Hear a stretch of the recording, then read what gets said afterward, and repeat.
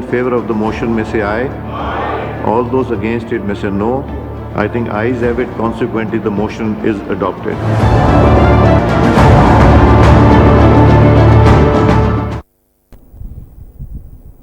Bismillahirrahmanirrahim. Allahumma salli ala Muhammad sallallahu ta'ala alayhi wa sallam. Well, he got to straightforward with Allah Jathoy. आज भी दुनिया में Hindu phobia उरूज ते आहे। असांखे ख़बर आहे कि भारत जो वज़ीर आज़म नरेंद्र मोदी जेको हिकिड़ो दहशतगर्द आहे, कातिल आहे, मुसलमाननि जो, सिखनि जो, मसीहनि जो ऐं हिन महिल हिन ख़िते में मज़ीद खून रेज़ी वधाइण जी कोशिशनि में लॻल आहे। ऐं इहा सोच आहे जेके चवंदा आहिनि हिंदुत्वा सोच, RSS जी सोच, भारतीय जनता पार्टी जी सोच। उहा जमात जेको हमेशा इलेक्शन खां अॻु में पाकिस्तान मुर्दाबाद जा नारा हणी करे वोट हासिल कंदी आहे, उहा जमात जेका दहशतगर्दी जे ज़रिए ताक़त जे ज़ोर जे बलबूते ते मक़बूज़ा कश्मीर में ज़ुल्म जी इंतिहा कंदी आहे, अॼु हो वरी पाकिस्तान खे पाणी जी धमकी ॾिए पियो, आबी दहशतगर्दी करे पियो। डिस्कशन जो असां शुरूआत हाणे कंदासीं, डिस्कशन का आगाज़ करते हैं। मेरे साथ मौजूद हैं ब्रिगेडियर रिटायर्ड बाबर अलाउद्दीन साहब। बेहद मशहूर हूँ, शुक्रगुजार हूँ ब्रिगेडियर साहब आपकी कीमती वक्त के लिए। अस्सलाम वालेकुम ब्रिगेडियर साहब, आज हमें जो इस वक्त मेजर थ्रेट दी जा रही है पाकिस्तान को, वो पानी की थ्रेट दी जा रही है। जो वापदा का डेटा आया है उसके मुताबिक सर दरियाए चिनाब में पानी तकरीबन 35,600 क्यूसेक कम हो गया है 2 दिन के अंदर, जो इंडिया से पानी आ रहा है।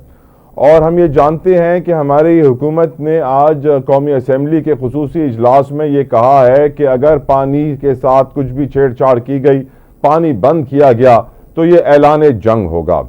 How much further do you think brigadier साहब वी हैव टू वेट? कितना पानी और कम हो जाए तब हम लोग समझेंगे कि ये ऐलान जंग हो चुका है? क्योंकि बहुत सारे इस वक्त एनालिस्ट और स्पेशलिस्ट ये बता रहे हैं कि अगर सूरत हाल ऐसी ही रही तो दरियाए चिनाब बिल्कुल खुश्क हो सकता है। ब्रिगेडियर बाबर अलाउद्दीन साहब जी, बहुत शुक्रिया आपका। पहली बात तो ये हमें देखना पड़ेगा कि इंडिया की कितनी कैपेसिटी या कैपेबिलिटी है पानी को रोकने की। जो हमारे 3 ईस्टर्न रिवर्स हैं, दरिया सिंध, दरिया चिनाब और दरिया झेलम। दरिया सिंध में तो उनकी को बहुत ज्यादा कैपेबिलिटी, दरिया सिंध कहाँ से आता है और कहाँ पर जाता है, और हमारी ज्यादातर डिपेंडेंसी दरिया सिंध पर ही है। अभी दरिया झेलम और दरिया चिनाब पर उन्होंने माजी में कुछ स्ट्रक्चर्स बनाए जरूर हैं, और हमें देखने पड़ेंगे कि वो जो स्ट्रक्चर्स उन्होंने बनाए हुए हैं उन स्ट्रक्चर्स में कितना पानी वो रोक सकते हैं। और ये भी हकीकत है कि जो स्ट्रक्चर दरिया चिनाब और झेलम पे उन्होंने गुज़श्ता सालों में बनाए हुए हैं वो भी इंडस वाटर ट्रीटी की एक हिसाब से, बल्कि सीरियन उसकी खिलाफ वर्जी है। उसके ऊपर हम एहतजाज भी करते रहे, वर्ल्ड बैंक से भी बातचीत हम करते रहे, और गए वर्ल्ड बैंक की मीटिंग्स भी उतरी हैं, दोनों मुल्क अपना नुक्ता नजर पेश करते रहे हैं। अभी पाकिस्तान के पास जो एक्ट ऑफ वॉर की बात हम करते हैं, बिल्कुल एक्ट ऑफ वॉर है, पानी अब बंद बिल्कुल भी नहीं कर सकते, बट उसमें actually act of war I mean कि उसको फिजिकली टेक आउट करने से पहले हमें दूसरी ऑप्शंस एक दफा इस्तेमाल करनी चाहिए, जो कि हम कर रहे हैं। और चूंकि वर्ल्ड बैंक सालिस है इंडस वाटर ट्रीटी में, तो वर्ल्ड बैंक तक ये हमें केस हम लेके जा रहे हैं। पाकिस्तान गवर्नमेंट ने कह दिया है कि वो इसको अक़वाम मुत्तहिदा तक भी रेज कर रहे हैं, वर्ल्ड बैंक तक लेके जाएंगे। उसके बाद देखा जाएगा कि आया वहां पर ले जाने का कोई फायदा हुआ या नहीं हुआ, क्योंकि यूनिलैटरली इंडिया ये नहीं कर सकता। अगर वहां पर भी कोई फायदा नहीं होता और हमारा पानी जो है वो मजीद कम होता है, और ये डिटरमिन हो जाता है कि उन्होंने इस दोनों रिवर्स के ऊपर जो वो स्ट्रक्चर्स बनाए हुए हैं, चाहे वो बागलियार डैम है या उन्होंने किशनगंगा के ऊपर डैम बनाया हुआ है, या इस तरह के वुलर जो उन्होंने बराज बनाया, वुलर डैम बनाया हुआ है, उसमें वो पानी वाकई कम होता है, तो फिर डेफिनेटली हमारे पास ऑप्शंस होंगी। और वो ऑप्शन एक ही होती है कि आप उन स्ट्रक्चर्स को फिजिकली जाके डिस्ट्रॉय करें, उनको वापस डैमेज करें। But I think that will be the last option. हमें सारी यूज करनी पड़ चाहिए और वही हम यूज करेंगे, लेकिन बहुत देर तक आप इंतजार नहीं कर सकते। अब आगे क्रॉप सीजन शुरू हो रहा है, और जो दरिया चिनाब से जो नहरें निकलती है, मराला से निकलती है, खानकी से निकलती है, बिलखसूस ये 2, क्योंकि उसके बाद जाके आगे लिंक कैनाल्स हैं, मराला और खानकी 2 हमारे हेडवर्क्स है जहाँ से दरिया चिनाब की निकलती हैं। उन पे हमें सीरियस इफेक्ट आएगा हमारे सेंट्रल पंजाब में हमारी आबपाशी के पानी कम होने की वजह से। ब्रिगेडियर साहब, बहुत सारे एनालिस्ट कहते हैं कि जो करंट टेंशन बढ़ रही है इसमें इजराइल का बड़ा रोल हो सकता है और वो समझते हैं कि है। और इजराइल इस खित्ते में टेंशन इसलिए बढ़ाना चाहता है कि उसका टारगेट ईरान है। ईरान के साथ साथ पाकिस्तान को भी प्रॉब्लम में क्रिएट करना है क्योंकि पाकिस्तान उसको तस्लीम नहीं करता है। साथ साथ एटम बम भी पाकिस्तान वाहिद मुसलमान मुल्क जो इजराइल को ना माने और एटम बम भी रखता हो। साथ साथ हम ये भी जानते हैं कि सर अक़वाम मुत्तहिदा के एंटोनियो गुतेरेस ने सालसी की पेशकश की है। ईरान एक्टिव है, रशिया एक्टिव है सालसी के किरदार में। ये जो इस वक्त फॉरेन डिप्लोमेसी हो रही है, आप इसके ऊपर क्या नज़र रखते हैं, क्या राय रखते हैं, और आपकी नज़र में ये जो नई सफ बंदी है इसमें पाकिस्तान कहाँ खड़ा है ब्रिगेडियर साहब? जी, जहाँ तक सालिसी का ताल्लुक है, सालिसी इंटरनेशनल ताकतें भी कर रही हैं, कुछ बरादर इस्लामी मुल्क भी कर रहे हैं, खित्ते के ममालिक भी कर रहे हैं। रीजन बहुत क्लियर है कि उनको पता है कि इंडिया पाकिस्तान का एक्चुअल जो कॉन्फ्लिक्ट है वो दुनिया भी अफोर्ड नहीं कर सकती, खत्ता भी अफोर्ड नहीं कर सकता। दो न्यूक्लियर पावर्स हैं और पाकिस्तान की क्रेडिबल डिटेरेंस है एज फार एज हमारी डिफेंस कैपेबिलिटीज कंसर्न। तो पाकिस्तान कैन डू एनीथिंग और पाकिस्तान की कैपेबिलिटी है to strike India deep into their territory. हमारा मिसाइल प्रोग्राम इंडिया से बहुत बेहतर है और भी बहुत सारे फील्ड्स में हम उनसे बेहतर है। मैं कम से कम मैं क्वालिटेटिवली बात करूंगा, हम उनसे बेहतर है। तो वो सालिसी की कोशिशें हो रही हैं, मजीद आगे भी होंगी कि साथ तक उसको इंडिया मानता है कि नहीं मानता, क्योंकि पाकिस्तान का तो कोई इशू नहीं है। हमने तो ये टेंशन इनिशिएट नहीं की हुई, इंडिया ने की हुई, बट इंडिया के लिए बहुत सारी प्रॉब्लम्स है। इंडिया इस वक्त आइसोलेटेड डिप्लोमेटिकली है, इस कम से कम मसले पर ही हमें मानना पड़ेगा। दुनिया ने उसका पॉइंट बाय नहीं किया बिकॉज अनकॉल्ड फॉर है, उनके पास कोई इस तरीके से कोई स्ट्रॉन्ग रीजन भी नहीं है कि टेंशन को इतना ऊपर ले जाए। आपने इसराइल की बात की, इसमें कोई दो राय नहीं है कि इसराइल बिल्कुल इसमें एक्टिव हो सकता है। इसराइल को पाकिस्तान से बहुत प्रॉब्लम्स है, न सिर्फ ये कि पाकिस्तान इसराइल को मानता नहीं है, मानता दुनिया को और बहुत सारे मुल्क भी नहीं मानते। पाकिस्तान एक वाहिद मुल्क है जो इसराइल समझता है कि उसके लिए रियल खतरा है। पाकिस्तान की फौज बहुत स्ट्रांग है, पाकिस्तान के पास एटमी ताकत है, पाकिस्तान का मिसाइल प्रोग्राम जो है उसकी रेंज अभी हमारे surface to surface ballistic missile है, उनकी रेंज इसराइल तक भी हमारे पास कैपेबिलिटी आ चुकी हुई है। तो इसराइल की हर वक्त कोशिश होगी कि वो डायरेक्टली तो नहीं इनडायरेक्टली इंडिया के साथ मिलकर पाकिस्तान को नुकसान पहुंचाए, क्योंकि पाकिस्तान को नुकसान पहुंचाने में डेफिनेटली इसराइल को फायदा, हम भी इस चीज से अवेयर है। बट ये पॉसिबिलिटी रूल आउट नहीं की जा सकती।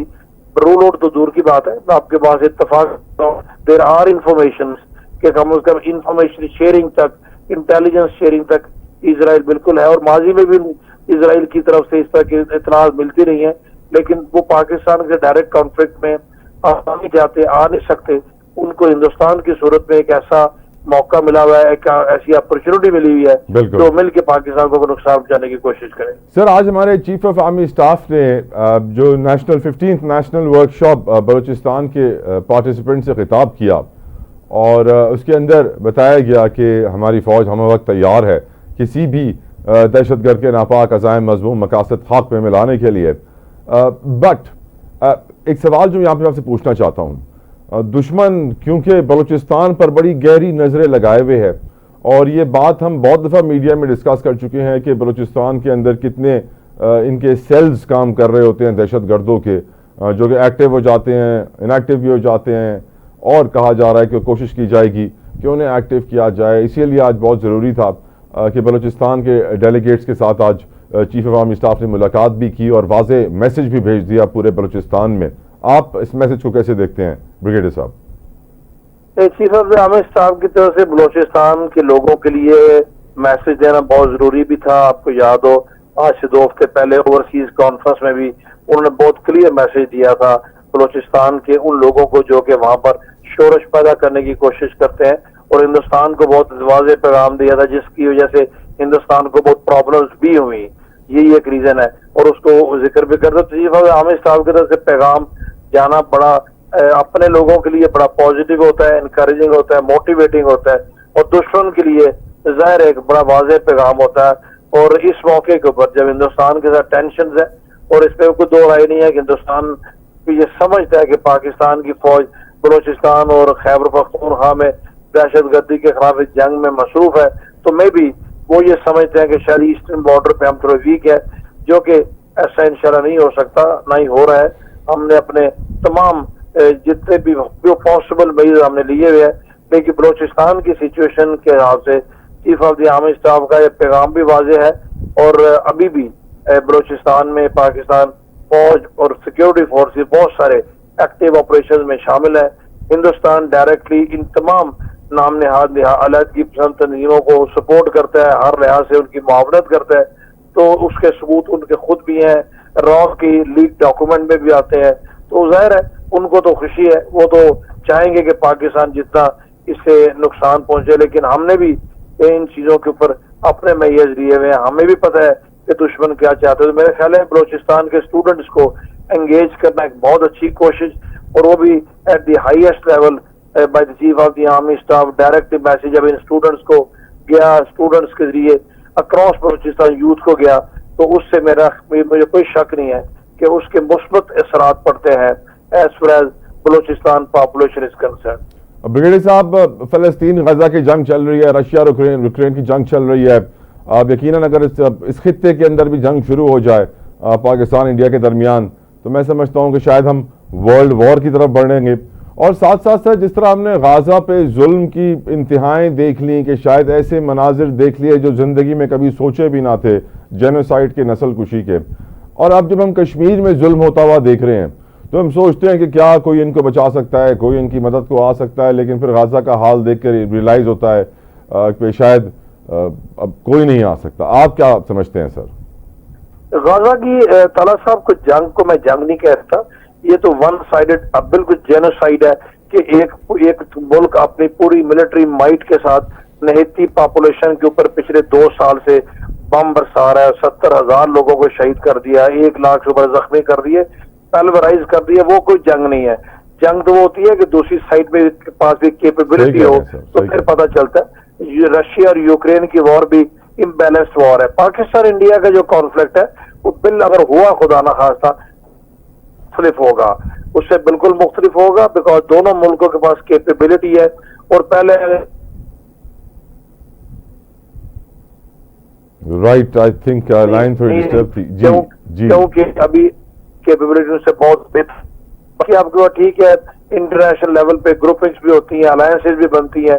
और अगर खुदा ना खास्ता इंडिया पाकिस्तान का कॉन्फ्लिक्ट होता है, तो मैं आपके पास इत्तेफाक करता हूँ फार रीचिंग इफेक्ट होंगे, बड़ा सीरियस इशू बन जाएगा। चाइना इन द रीजन और America in China contain China policy with India attacking और फाइटिंग विद पाकिस्तान, तो एक डेंजरस सिनेरियो है जो कि दुनिया कम से कम उसकी मुतामिल नहीं हो सकती, और डिजास्टर्स सिनेरियो हो सकता है by going by the military capability of both the part. और ये हमें नहीं भूलना चाहिए कि उसमें ज़ाहिर है एटमी कुव्वत भी शामिल है। दोनों मुल्क एटमी ताकतें हैं, और दुनिया में कोई 5 कर उनका आपस में डायरेक्ट इस तरह का। बिल्कुल ठीक, थैंक यू, दुनिया thank you so very much brigadier retired Babar Alauddin साहब, तव्हांजी वॾी महिरबानी, आपका बहुत शुक्रिया आपकी कीमती वक्त के लिए। ॻाल्हियूं तव्हां ॿुधियूं, यकीनन हिन ॻाल्हि में कोई शक न आहे कि अगर हिन ख़िते में हाणे जंग शुरू थींदी तो उनजा असरात पूरी दुनिया ते थींदा। अॼु जी ही मूडीज़ जी रिपोर्ट आहे, मूडीज़ इंटरनेशनल रेटिंग एजेंसी आहे, जेको मईशत जे हवाले सां पंहिंजी प्रिडिक्शन्स कंदी आहे, फोरकास्ट पंहिंजा ॿुधाईंदी आहे दुनिया खे। तो उन्होंने इहो चयो आहे त अगरि इहा जंग थी वञे तो यकीनन पाकिस्तान जी मईशत इलाही अफेक्ट थींदी, छो जो पाकिस्तान अञा डेवलप्ड इकोनॉमी ना है, इंडिया कंपैरेटिवली डेवलप्ड इकोनॉमी आहे। तो यकीनन असांखे सभु शयुनि ते ॾिसणो आहे। वॉर जी भी हिकिड़ी इकोनॉमी हूंदी आहे, जंग जी भी इकोनॉमी हूंदी आहे। डिस्कस कंदासीं इनके वधीक after this break. Stay with अस।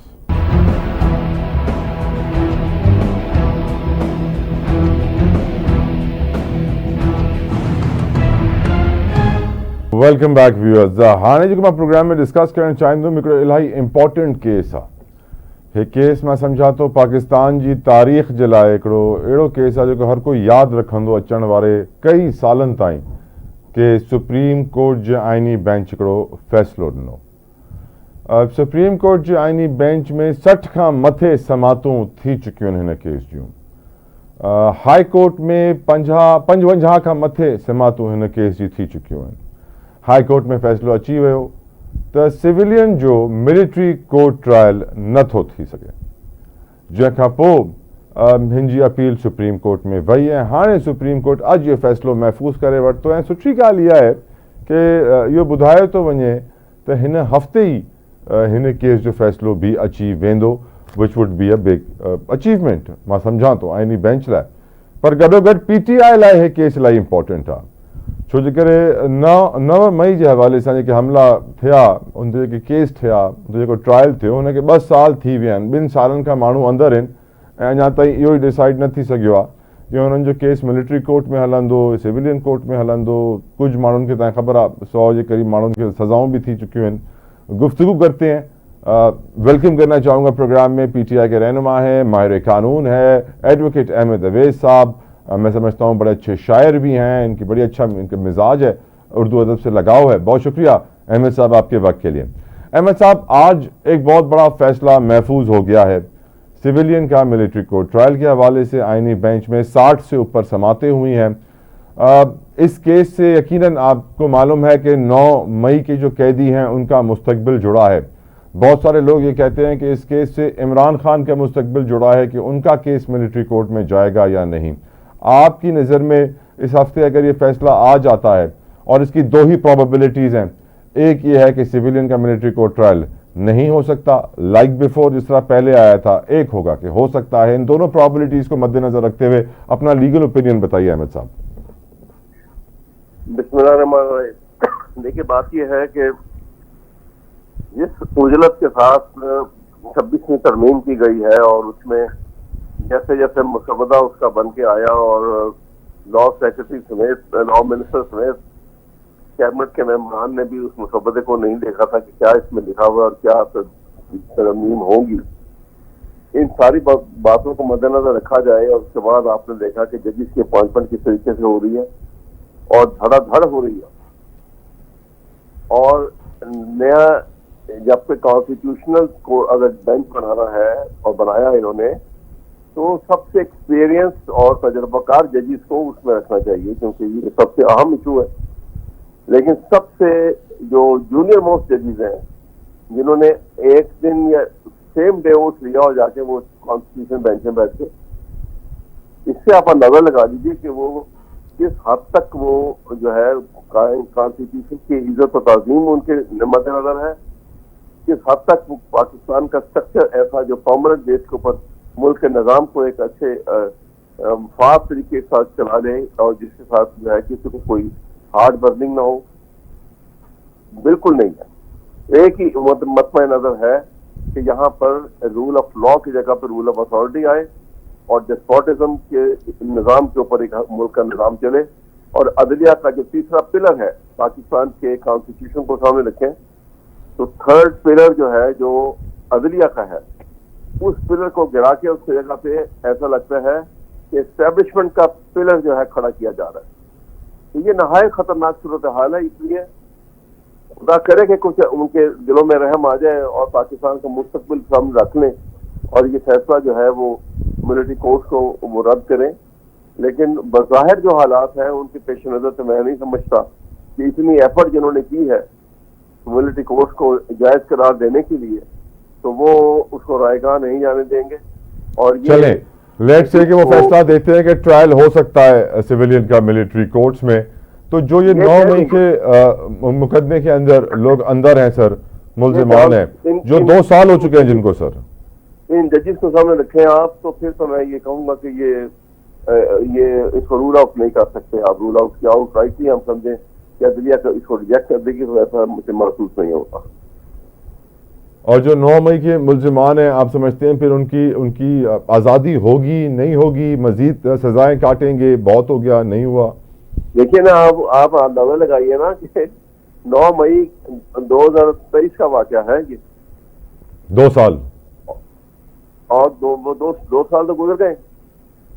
जी हाँ, और सजा का टाइम तो गुजर चुका उनका, पर अभी तक ट्रायल मुकम्मल नहीं हुए और बाज़ों के ट्रायल शुरू भी नहीं हुए अभी तक। तो आप अंदाजा लगाइए कि ये कहां तक ये सिंसियर है मुल्क के निज़ाम के साथ और फंडामेंटल राइट्स की अहमियत को कितना पहचानते हैं।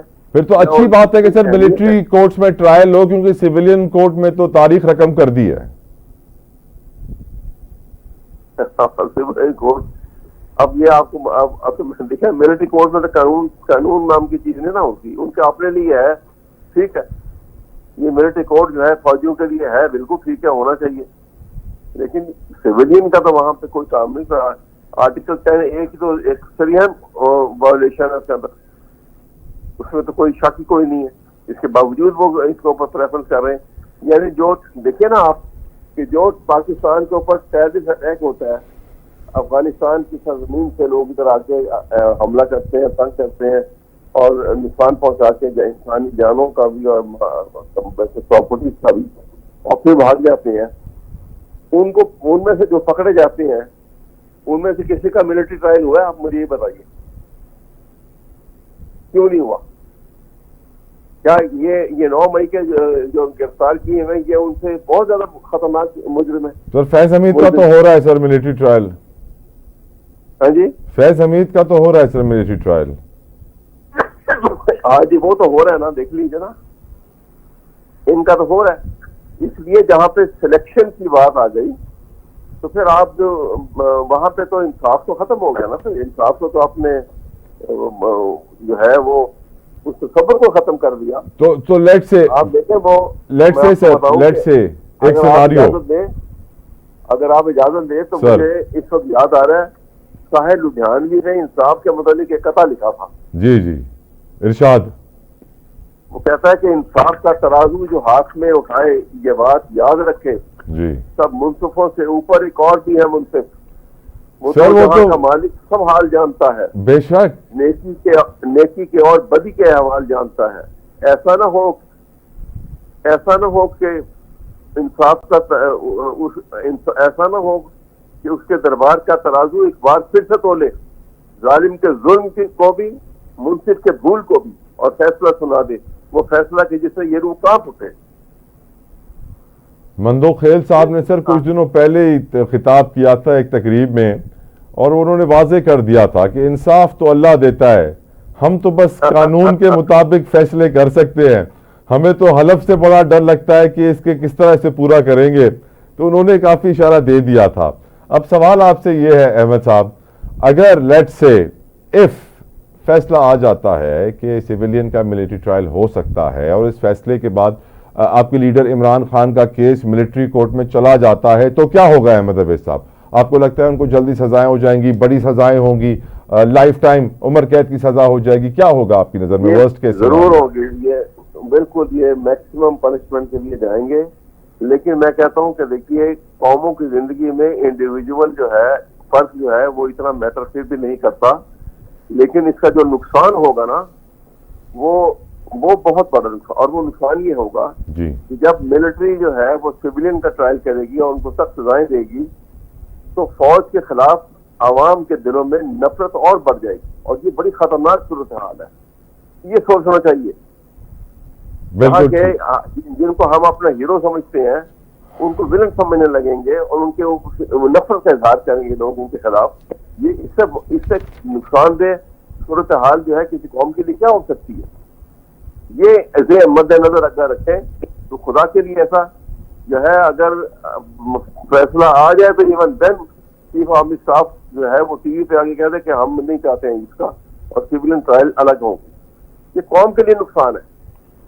तो नुकसान और फायदा लग नहीं रहा कि कोई देख रहा है। जब हुकूमती वकील अटॉर्नी जनरल लिख कर ये दे दे कि मैं दिफाई मामलात पे हुकूमत की रिप्रेजेंटेशन नहीं कर सकता, हुकूमत को दिफा के मामलात के लिए अलग वकील करना पड़ता है, तो फिर उससे अंदाजा हो जाता है कि हुकूमत क्या चाह रही है, क्या उसके टारगेट्स हैं और हुकूमती वकील कहाँ खड़ा है।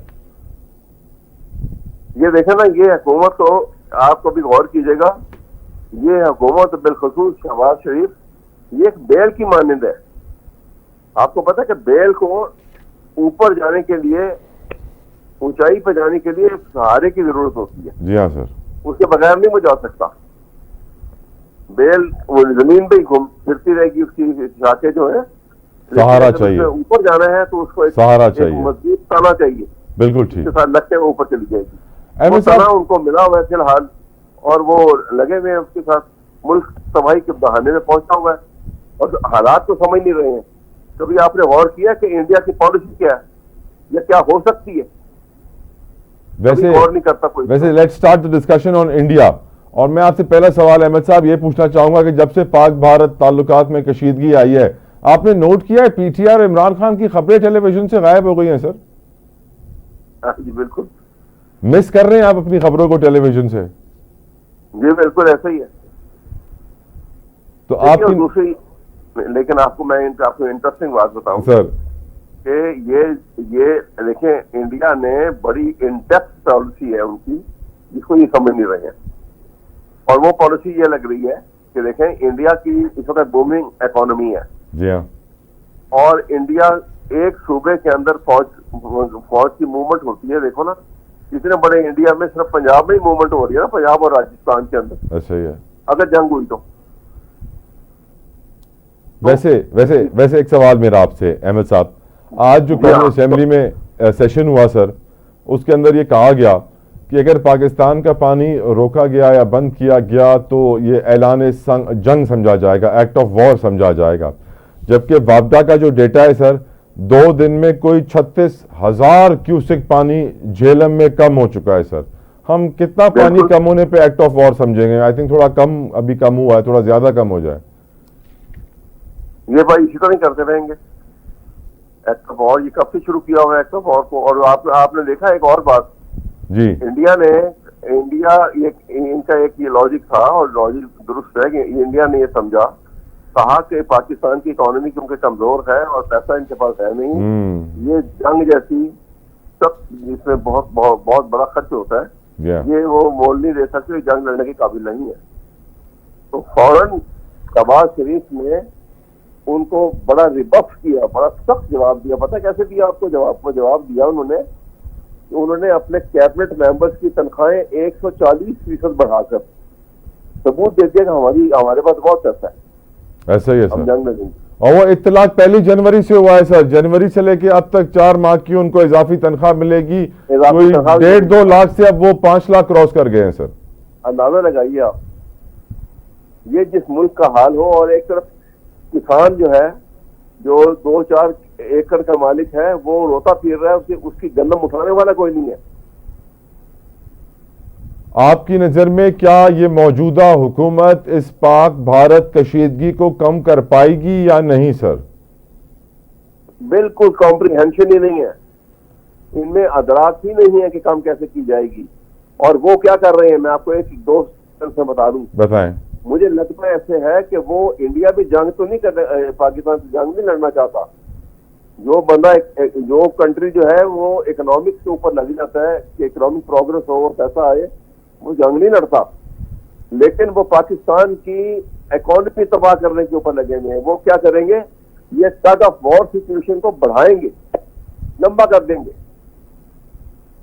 और कई महीने आगे ले जाएंगे। और वो आपका इस पीरियड के अंदर किसी ने इन्वेस्टमेंट करनी भी थी तो नहीं करेगा। जहां पे जंग का खतरा होगा कोई पैसा कौन लगाएगा पैसा? और इंडिया का तो सारे मुल्क में उनकी चल रही है। ये तो एक सूबे के हमारे साथ जो प्रॉब्लम उनकी आई, वो एक सूबे में हो या ना हो, तो इंडिया की तो नुकसान नहीं है इससे।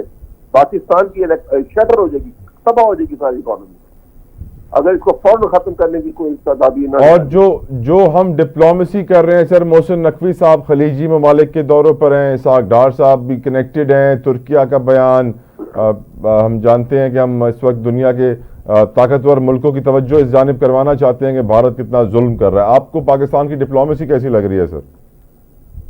डिप्लोमेसी नाम की कोई चीज नहीं है। जहाँ जिस मुल्क का इंटीरियर मिनिस्टर जो है वो बलूचिस्तान में जाके कहे कि ये टेररिस्ट जो यहाँ पे आर्मी बनी हुई है, लिबरेशन आर्मी, ये तो एक एसएचओ की मार है। कितना बड़ा हादसे हो गए वहां पर। इसी तरह इसाक डार साहब जो है, जिनको क्या पता कि फॉरेन पॉलिसी क्या होती है, वो तो किसी एक कंपनी को उसकी रिक्वायरमेंट के मुताबिक वो ऑडिट शीट तैयार करके देने के एक्सपर्ट हैं।